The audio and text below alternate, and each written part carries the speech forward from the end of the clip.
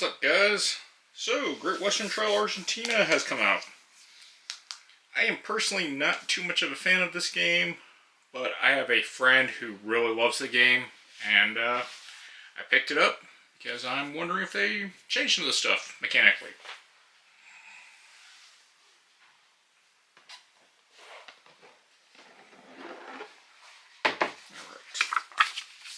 So we have a ad from Plan B Games.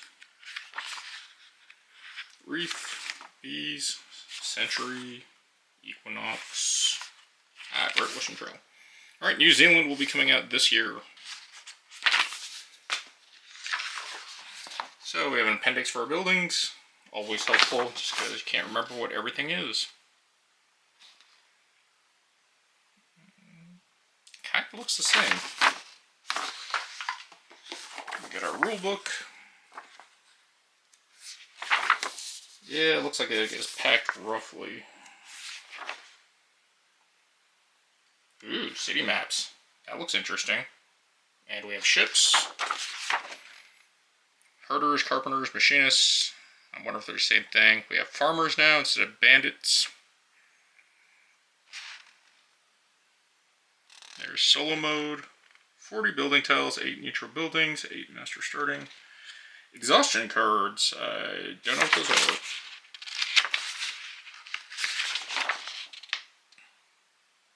And for some reason the board looks a little bit bigger. Probably because of these city centers.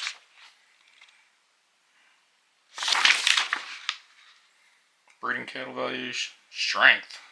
What is strength? Yeah, I'll read that later.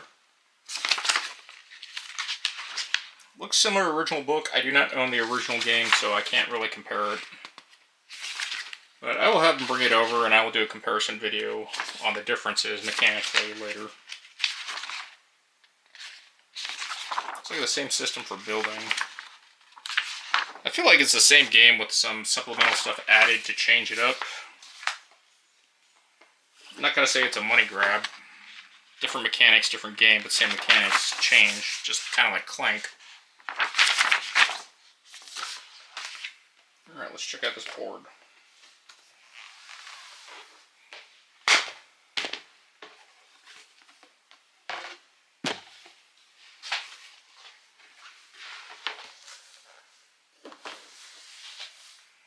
Space-wise, I'm not sure if it's bigger. Honestly, don't remember. And we still got the train, of course, because that's always a key thing to winning this game is getting those engineers and delivering. It does feel really nice. It has some weird plastic coating on it. Alright, what else we got here? We got our recess boards, which is always nice, because this, I think, is any game that has cube markers should have recess dual layer boards.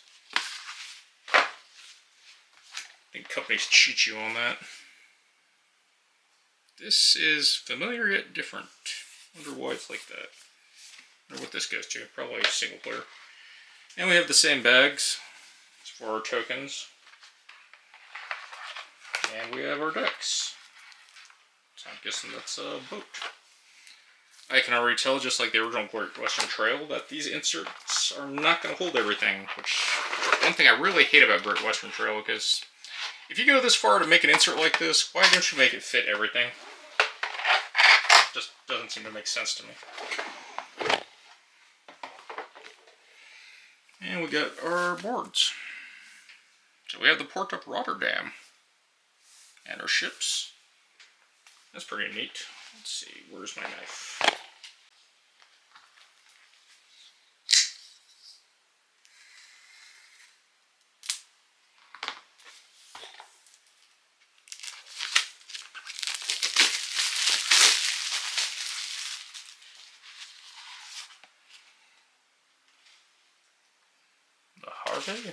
The Harvey?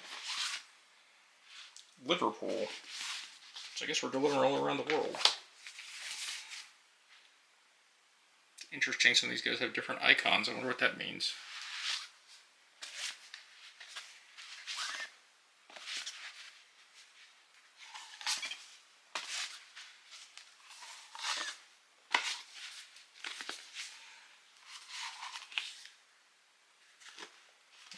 Interesting. Neutral buildings are don't have a back. All A's. Okay. Nope. That is Great Western Trail, Argentina. I am hoping this fixes one of my main issues of the game, which is, you know, you get the conductor, you pretty much... If you control the trains, you win. I've just never really liked that mechanic. Kind of interested about the shifting. I wonder if it's going to be like Lancaster, Brass Lancaster. So here we have Great Western Trail Argentina, and we have Great Western Trail 2nd Edition. I have to say it, I didn't really notice it that much until my friend pointed it out, because this is his copy. I actually really love the art on this. Something more action-y, I guess. I don't know. Maybe it's the dog. I like dogs. But the old-timey frontier art really does fit this, but this feels more dynamic.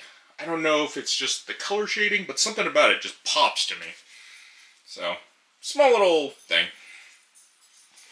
So, with the insert comparison, the reason it's kind of popped out like this is, yeah, we had to improvise on the storage, but the original insert, I can't remember. I just remember it was really bad, and we had to do this because none of the cards fit the game. So, kind of a letdown, but surprisingly, Argentina, everything sleeved, we actually got it in the box pretty well. And I actually have to say, that's really cool. So we were able to get all our manuals, our boards, our promo stuff. We had to turn the cards sideways when they were sleeved. And it's not a big deal, it fits. But we were able to get everything in. And that being said, does it have less components? Kind of, sort of. It has a few things less and a few things more. But we did play the game. We got all our tiles to fit. Everything fits nicely in the game. The only thing is, couldn't really get these organized well and fit them all in that one tray. So, that's a little sad. But other than that, I'm actually really impressed that the insert at least is functional versus the original Great Western Trail where it just wasn't great. But now, I'm going to get to the review. Things I have to say. I really, really like this new board. I don't know what it is, maybe it's the layout, but functionality, what's changed from the base game, and I had this long debate with my friend for a couple of hours about this. Mechanically, it's pretty much the same game, and I have always hated the original Great Western Trail. Every time you tried to push it on me, I was like, ah, man, I don't want to play this game. And it was because that all I've ever learned in that game, out of the, I believe, 5 games we've played, the winner of all 5 games was someone that had all the engineers because everything was connected to the train. You needed the train to control the markets. You needed the train to get out, and just to get the station upgrades. It was really broken, and I just hated it because if you didn't get a station master out and you couldn't get anyone there in time, you just were kind of screwed. And that was a huge turnoff on the original Great Western Trail because it'd always come down to the top 2. Scores would be extremely unbalanced, and I mean horrifically unbalanced, where if you controlled the railroads, you would be up about 50 points compared to most people. And I know there's strategies, well, you could have just bought all the cows and everything, but in a giant multiplayer game, there's limited resources, and there's only so much you can do before people start blocking you. This variant takes away a lot of the train management I really hated, because it's not really a train game to me. It's just a single track and you just control stuff. But this variation of Great Western Trail, I really like the shortcuts. I wish that they lined up with the numbers here, but these shortcuts allow you that last turn to actually go to market, sell off your cows, try to get some money for points, try to do something else. And that's really, I think, an important thing that they included, and I think that's why they did it. Again, I wish the paths were more lined up, but if your train's here or past here, instead of just going through and being stuck behind, if you can get your train high enough, you can take the shortcut and just go straight to market. And it's critically important because one of the new core features they added in this game was what they called exhaustion. And this ties into another mechanic I really like in the game, is the fact that the cows are useful. these exhaustion cards bring in a whole new factor. This is a deck. So I was talking about the farmers, or I don't know, they look like Amish farmers. I know they're not. That's just my bad. But the cows, all the cows have the scythe value now. And these values are really important, because these scythe values allow you to get grain. Also, when the farmers come out, they have a scythe number. So you can discard as many cows as you want from your hand. But if you discard 1 to 2, you have to take an exhaustion card and add it to your deck. Which, at the end of the game, if you don't get rid of this, it's negative 2 points. Sometimes you have to discard 3 or more cows, and that ends up being another exhaustion. So now you're down 4 points. Is picking up a 2-point farmer worth it? But you do need the farmers. The farmers are critically important in the game. They add grain. You want grain because grain is tied into selling off your goods, which is what these city boards are. And these city boards, I love the design of these city boards. I was kind of curious what this compass was for until I realized this compass, if you're playing to 2 players, covers up basically the extra spots for players. So you're fighting over resources. These grain shipments, moving your discs on here, like this is the first city, it's not worth any points if you leave your discs here, so you want to throw your grain here, and you can only do this once every time you ship out. But it's great, extra points. But me and my friend, when we first tested this, and I've only played 1 game, but with that 1 game, like I said, we debated and had a lot of talks about it. Just the 4 money you get if you were able to get that 1 grain when you cross and reset to go back to market and do the cattle drop, that 4 extra money is so good. Just because it gives you that ability to buy who you need or try to strategize or plan or build. Much better than starting. It doesn't punish you for being late or first, especially in a 2-player game. In a 3-player game, that $1 difference, yeah, that could throw you off. But then, in a 3 or 4-player game, you don't feel left out. No one is truly screwed. As you can see, it gets a little bit tighter on the resource tracking, but this is where you have to start prioritizing. And another amazing factor in this game is this new ship system. And the ships go to market. So all these are points, but on the market track, if I can get this to zoom, you'll notice that we have this yellow, this blue, and this purple. And that ties to the cities and the ships when they ship out. So you want to prioritize putting your markers on this track as soon as it ships. If you can get that 9 points, which is really bad because it's down here, but this is also a great play with the strategy. Because once you push that token marker down here, the ships sail off. And if you do it just right, you have to be careful, but you can control the market by putting your tokens on it. And you can sell at any port. It's a really, really cool mechanic. It has a lot of depth to it, just because of the way farming works in this game with the grain. It's not about who controls everything anymore as far as, oh, I control the railways, I can always sell. They've also limited the buildings. My friend says there's 2 less, and I'll take his word for it because he sat there and counted it out. I didn't. Most of them are very similar, but this is one of the most important buildings in the game. So instead of forest now, we have what are called these little grain symbols. And this is really good. So I usually, I started with this as my first building. I put it, and I just do it to block my friend because I'm a jerk. But I started taking all the farmland, and it was just amazing how efficient grain is. And important to sell to market and to travel with ships, which I don't know if I mentioned down here. The ships do have a grain cost too. If you can't pay it, you got to pay 2 gold for every grain you can't pay. But grain is incredibly useful. I figured this was just going to be the single strategy of I'm just going to do this one thing and be done. But there's so much more to it, and I love it. One of our new actions is you can spend 1 gold to get a grain. Or you can spend grain to upgrade the value of your cows for market. Really, really cool. These scythes, so instead of discarding cards, if you unlock these, it can give you 1 to 3. Another really cool aspect that I did not realize until we started playing the game, and this goes with the market deck here, so your normal cost of your people are whatever's in that row. But now, if they have this scythe action, it's an extra coin. And that's really important because I was getting away with 8. I never had to add any exhaustion cards to my deck because I kept on buying workers with scythe marks. And that just kept on giving me 8. So every time I stopped. And the way you stop is if a farmer is at a location, whatever their scythe value is, you got to pay that. And if you can't pay it, you got to put that money off to the side. And it's like working off that debt. So every time someone goes through a farmer and they can't or refuse to actually take the exhaustion cards, they're stuck paying them cash.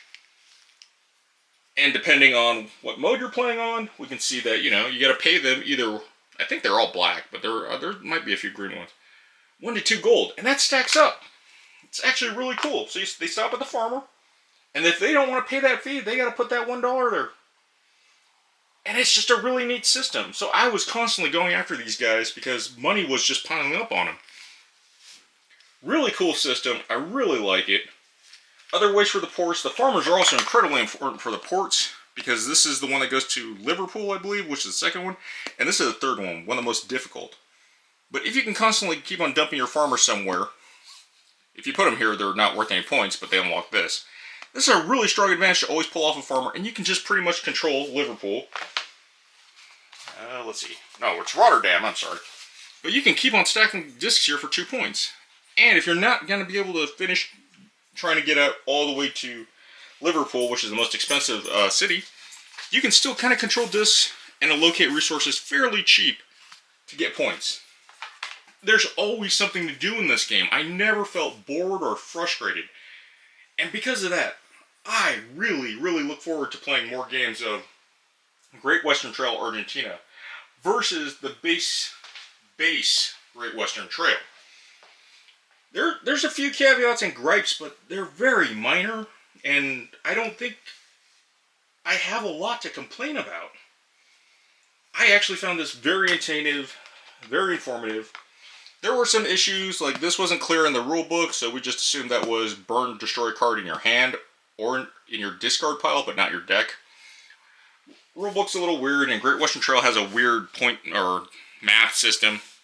Like adding stuff, but when it comes to cost, the negative is you losing, but then some of the ports, like if you can get to Le Hair at the second marker, all of a sudden this disc now gives you plus 2 grain. So this 5 is a 3, or this 3 is a 1, or this is free, or this is 4.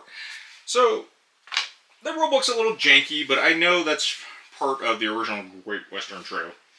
We haven't tried the AI yet, and I personally am not going to do it. My friend will go do that on his own, just because I don't like playing board games unless they were made for a single player. Board games that get a automa forced onto them, just I'm not a fan of. And I do like the new goals. So, you know, if you control Western Province and you control 2, it's just the mechanics are more inclined. You can plot a bigger picture, and I think that's really the saving grace of this game. I love the mechanics much more of the game because you don't feel trapped. It's not a race that you get screwed on. So with that, I would actually like... So my original rating for Great Western Trail, 2nd edition, I told my friend, is like, I'll play it just because you want to play it, but I don't want to. And that's really like D+, C- category. This variant, I would actually put this in like B to almost B+. I look forward to this game now. I really like the mechanics. The grain's a big thing. I like having the farmers in the way and that you have to pay them or help them. I don't like the old variant where it's super punishing if you just controlled this. And the cattle market's a little bit better too, I've noticed. It seems better. Because one of the games I played the cattle market and I had all the cowboys in the original Great Western Trail. And I could not beat the guy that had all the engineers and ran all the way track, yet I had the most expensive cattle and all the cowboys. And I was just like, what is going on? Is this a cowboy game? What is this game? This is a true business decision game that has a lot more things going on, a lot more planning, just because you want to push, you want to get your ship out, you want to get that disc, and you want to deny your opponents the ability to go to the city. That's some, like, you know, 4D chess level thinking. And I think that's really good. Because it puts that urgency. Also now, because of how blocking is really important. The original Great Western Trail, blocking wasn't really that important to me. I didn't really care. And it sounds weird, but you would get more from doing Being blocked, it's like you just step there, you go through people's stuff, you get cash, you do your actions, whatever. You're always getting something on it. But now there's an incentive risk because of these ports. Because of the ships getting sailed out to sell your goods to foreign markets. Or just to get the points. There's a lot going on here, and I think it's what makes this so much better than the original Great Western Trail. But mechanically, it's not that much different. And that's what I'm amazed by. It's just, it has all the small tweaks I really, really want a Great Western Trail to have that I didn't know it needed. This doesn't fit like how I have a weird love for Brass. I love Brass. And Brass is a resource management game with worker placement, yada yada yada. But Brass was one of those games that you were always feeding off each other. You had to figure out the core ethnosis of how to actually get supply and demand going and to manipulate your opponents to using your resources while you exploit their resources. And it was just really in-depth. This is so much better in so many ways. If you had the original Great Western Trail, I highly encourage you to get Argentina. I don't know what it is, but like I said, I think Argentina is almost like 2 letter grades better than Great Western Trail. I hate scoring because it's weird and everything is subjective. But for me, this is a huge improvement, and I actually look forward to the game now because I don't think I'm ever going to play Great Western Trail again with my friend. It's going to always be Argentina. And when New Zealand comes out, I'm going to give that a try and see if they improve on this mechanic or they're going to do different things that are just as enjoyable. But that is pretty much my unboxing and review of Great Western Trail. I think this is a huge improvement in the game, and it's really what it needed. Other than that, thank you guys for watching. Take care, and GG's.